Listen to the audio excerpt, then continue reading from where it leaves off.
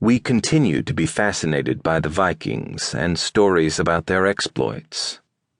Ferocious barbarians in horned helmets with gleaming swords and sharp axes, descending on Lindisfarne, Hamburg, Paris, Seville, Nantes, almost everywhere, to slaughter, raid, rape, and generally wreak destruction, toppling kingdoms and laying waste to Europe.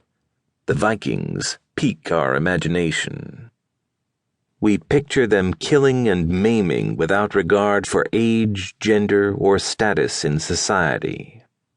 We imagine them as supermasculine heroes, practitioners of frenzied violence for its own sake, devotees of strange pagan religions that required bloody sacrifices necessitating horrendous torture. Just as we as a society continue to have a fraught and complex relationship to violence, we are both spellbound and repelled by the Vikings. While we may sympathize with and grieve for their helpless victims and feel put off by all the mindless slaying, we can scarcely help admiring the strength, courage, and virility of the Vikings. But the Vikings also represent a more unambiguously positive image.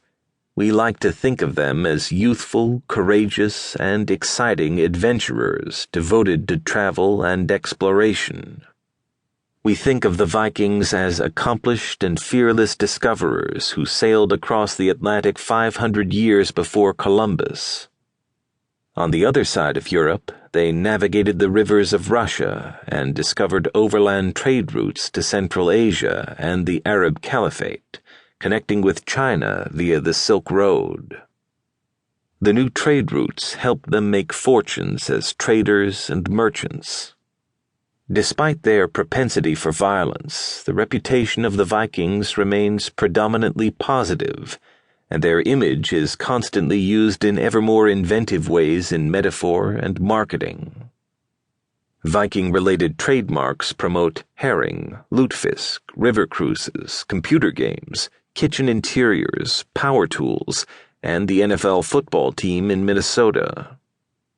A widely used computer communication standard borrows its name from a famous Viking king, while many musical bands, particularly those devoted to various shades of heavy metal, it appears, derive their name from Norse culture and lore.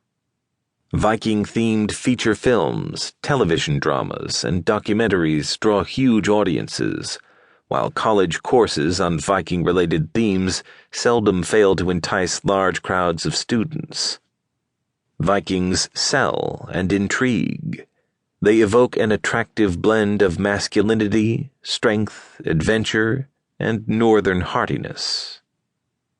Yet, do we truly know the real Vikings? Do we genuinely recognize who they were, what they did, and what they stood for?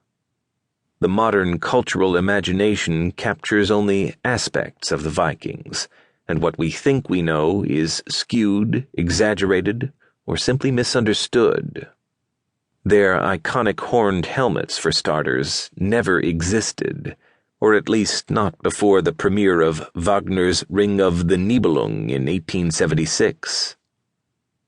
While we recycle myths, some of the most fascinating stories about the Vikings are seldom or never told.